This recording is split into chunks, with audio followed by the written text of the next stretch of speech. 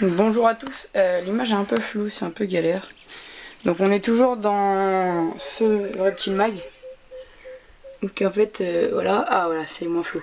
Donc c'est l'aménagement, donc là vous allez voir un peu flou, c'est l'aménagement terra quoi du côté de Louis qui élève les reptiles. Quentin est plus poisson, aquarium en général, et Johan Glinel plus dans le bassin. Donc là, on a fait des élevages spécifiques avec des combattants classés qu'on vient d'acheter aujourd'hui même.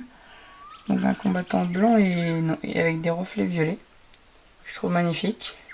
Donc alors j'ai pas encore eu l'occasion d'acheter les marines à 5 litres parce qu'ils en avaient plus. Alors j'ai bricolé ce petit coin avec des bacs chirurgicaux qui servent aussi comme rack. Donc j'ai mis les galets au fond, là j'ai mis avec des graviers. Donc ici on les voit pas, mais il y a deux gupilles. Donc un petit mâle et une grosse femelle qui est gravide. Donc voilà. Ici, il y aura les alevins, ou même les adultes, parce que je vais devoir enlever les adultes quand il y aura les alevins. Et ici, il y aura un petit poisson rouge ou deux, avec dans chaque aquarium un falawara et un ancistrus. Et donc le deuxième que nous avons acquéri, que j'ai acquéri est celui-là. C'est un monde d'animaux magnifiques, donc deuxième bêta splendens, c'est un bêta classé... Alors c'est tous les deux, c'est pas des splendens, c'est des crontel. Bêta fish, crontel. Donc combattant en fait, aussi plus couramment appelé combattant. Alors on a aussi fait, j'ai aussi fait l'achat d'une jungle plante pour reptiles qui est vraiment très longue. Qui me servira à décorer un terrarium. J'ai acheté de la microfood pour donc Tetra, la marque Tetra c'est une bonne marque, pour poissons d'ornement ainsi que Guppy d'ailleurs. J'en ai acheté la même chose pour les juniors, donc pour ceux des alevins de plus d'un centimètre. J'en ai acheté pour les bêtas, donc les combattants. Et enfin j'en ai acheté pour les baby, donc pour les bébés poissons d'ornement tels que Guppy, donc les alevins. Donc voilà, c'est tout. Donc on se retrouve pour la suite du mag. A tout de suite. Salut à tous amis youtubeurs et bienvenue pour ce Terra Aqua Mag du samedi 20 octobre. Aujourd'hui on se retrouve pour une nouvelle vidéo donc, avec un petit chéri qui est ici. Voilà mon pépère. Je le mets dans ma poche comme ça. Donc aujourd'hui, là vous voyez bien que c'est un Pantherophis gutatus face classique. Un petit pépère juvénile qui est né il n'y a pas si longtemps que ça, que j'ai eu cet été. Donc aujourd'hui, ce mag là aujourd'hui traitera sur les Pantherophis gutatus, ou Elave gutata, ainsi que sur les guppies et les bêta non, pas sur les guppies. Aujourd'hui ce sera sur les bêta splendens car on vient d'en acquérir un de mon côté dans l'élevage Terra Aqua. Donc voilà. Donc il existe plusieurs phases de... Donc déjà je tiens à vous dire qu'il y aura un Terra Aqua Mag tous les mois. Donc une fois par mois sur des sujets différents. Pareil pour le B-Boy Mag, pour la Tactical Mag, etc. Et aussi pour le Mac Mag. Voilà. Donc il existe plusieurs phases de Pantherophis gutatus, nouvellement appelée Elave gutata. Donc on a la phase type, classique, comme ça. Donc là c'était un juvénile, c'est un serpent qui a atteint à peu près 1m40, 1m50. On peut reconnaître ces serpents-là de la phase classique généralement, ou même certaines autres phases, grâce au damier qu'ils ont sur le ventre. Un damier qui est parfaitement, parfaitement tracé, pas de défaut, c'est vraiment magnifique. Donc c'est une couleuvre, hein. C'est pas un python, c'est pas famille boïdée, c'est de la famille des colubridés.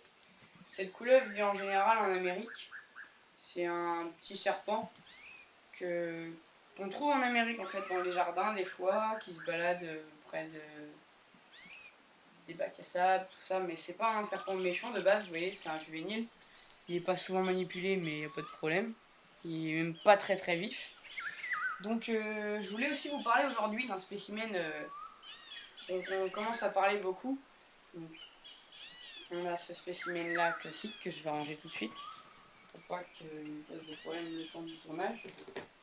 Et donc en fait de qu'est-ce qu'on parle en ce moment énormément, j'ai reçu ce magazine là, donc chaque mois quand je sortirai un reptile mag, un Terra Aqua Mag ou un Terra Aqua TV, vous aurez un Reptile Mag de présenter. Et aujourd'hui, le Reptile Mag présenté n'est d'autre que Serpent des Blés, les mutations récentes. Ici, on peut observer une phase qu'on appelle palmetto. Alors, le plus étonnant dans cette phase, c'est que c'est une phase qui est née naturellement. Elle n'a pas été issue de croisement. Elle est née naturellement et elle a été recueillie. Donc, ils ont recueilli 5 à 6 spécimens, donc, comme on peut le voir ici. On a les dernières phases. On a la phase palmetto, la phase Scalélès qui est dépourvue d'écailles, peau humaine, quoi. Donc, c'est 2000 € la bête, c'est vraiment cher, mais magnifique. Donc la phase palmetto est assez étonnante. Je me suis demandé avec certaines personnes qui étaient aussi éleveurs si il n'y avait pas un croisement dans la nature avec une obsoluta. Donc obsoluta, c'est les Pantherophis obsoletus, donc serpent ratier noir ou serpent ratier tout court. Je me suis demandé s'il n'y avait pas un croisement avec ça parce que avec la tête c'est à peu près pareil. Je vais vous montrer avec un serpent ratier. Donc on peut observer la tête comme ça du serpent qui est vraiment très unie avec le reste, comparé au Pantherophis guttatus qui est un tout petit peu moins uni. Par exemple, je vais vous montrer, le Pantherophis guttatus, on distingue un tout petit peu plus la tête du cou. Alors maintenant, je vais vous montrer un Pantherophis obsoletus licoris, serpent ratier noir, phase licoris, une phase assez de plus en plus connue, on va dire. Je vais virer ça.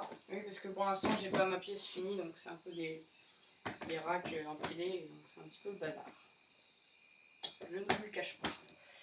On aura aussi une édition spéciale qui tombera juste, donc il y aura tout, hein. Serpent ratier. Ah, elle vient de muer d'ailleurs, mon serpent ratier vient de finir sa mue. Par conséquent, il va être un peu vénère. Alors, moi, c'est ma première couleuvre, mais c'est un serpent qui est un petit peu agressif de base. Là, je manipule pas avec des gants, mais c'est un serpent. Par exemple, là, il pourrait me mordre, vous voyez, il est pas. C'est un grand serpent, hein. C'est une couleuvre qui a bien grossi. Je l'ai eu, elle faisait la taille du Pantherophis guttatus que je vous ai montré, qui s'appelle Rolex. Là, c'est une petite femelle. Donc voilà, elle est vraiment vive. Elle vient de terminer sa mue, donc taille adulte, un serpent comme ça, c'est 2 m, 2,65 m. C'est une grosse couleuvre. Donc, comme on peut le voir, donc, je vais vous montrer par rapport au fait de la distinction avec l'obsoleta. Excusez-moi parce que je suis un peu en galère, j'essaye de gérer tout ça.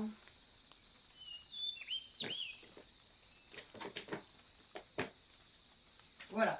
Alors, voilà la mue de mon Pantherophis obsoletus licoris. Donc, qu'est-ce qu'une mue? En fait, c'est quand un serpent n'a pas une peau extensible, contrairement aux humains ou à certains animaux. Donc, les reptiles en général, à part les tortues, je pense qu'il me semble, ouais, les tortues, la carapace grandit avec le corps. Les serpents, les lézards, pas les batraciens non plus, mais les serpents et les lézards n'ont pas une peau extensible, donc chaque mois en général, quand ils grandissent, ils muent, et même les serpents, quand ils ont fini de grandir, gardent ce réflexe de la mue. Donc ils font toujours une mue comme ça, c'est exactement la reproduction de la peau, donc on voit hein, les yeux. Donc ouais, ils ont même de la peau sur l'œil, car ils n'ont pas de paupières. Et on voit bien toute la mue, donc une grosse mue de... C'est encore une juvénile, elle grandira bien encore, je vous ai dit 2 m, 2,65 m, c'est vraiment des bons spécimens. Donc cette phase palmetto, on est en train de l'étudier, mais c'est un spécimen, il me semble que Reptilis en ont acquéri quelques-uns, parce que j'ai vu dans leur principale photo, il me semble, sur internet, je regarderai, mais il me semble que c'est ça. Donc on a pas mal de phases, hein. C'est vraiment une couleuvre qui est très couramment, on voit très couramment en terrarium parce qu'elle est facile à reproduire, facile à manipuler, facile à entretenir. Donc il y a la phase type, donc la forme sauvage comme je vous ai montré. Il y a la forme albinos okiti, la forme... il y a énormément de formes, moi je connais pas très bien, c'est une phase que je commence à élever. Il y a la sun kissed, il y a la tessera, la blood red, la motelée. Donc il y a énormément de couleurs, de phases. Et donc toujours avec ce bouquin, cet atlas qui sert beaucoup, on vient d'acheter, vous verrez dans quand on parlera de lézards et de tortues et de batraciens, car on va commencer à en avoir. Donc on a beaucoup d'atlas comme ça maintenant. C'est un atlas qui coûte à peu près 50 € mais qui vraiment est très bien illustré, très bien fait et qui m'a servi vraiment beaucoup. Donc voilà. Et donc en fait à la fin de ce livre là sur les reptiles, on a boïdés, pythonidés et colibridés, on a la plupart des espèces connues, toutes les espèces les plus connues. Et on a donc, notamment le Pantherophis guttatus. Voilà, on a le Pantherophis guttatus avec un scalélès au premier plan, un butter qui est ici, une forme sauvage donc, qui est comme ça. Il y a des formes sauvages qui ont des couleurs différentes. Et là, on a tout un tas de colibridés Pantherophis guttatus entassés pour voir un peu toutes les couleurs. Donc c'est vraiment magnifique. C'est un spécimen qui a des couleurs vives en fait, et donc qui est vraiment très intéressant. Donc il y a aussi la Ochytie albinos, il y a vraiment pas mal de choses. Donc c'est tout pour cette espèce là. C'est une espèce, excusez-moi, j'ai raté la page. J'ai déjà dit dans une description, mais c'est une espèce qui ne demande pas un grand terrarium, qui vit dans les États-Unis, dans le Maryland, dans le New Jersey et la Louisiane, Californie, Virginie. C'est un serpent assez répandu à la nature et donc facile à élever et tout ça. Donc je vous remercie d'avoir regardé ce Reptile Mag du samedi 20 octobre et on se dit pour le mois prochain. Allez, salut!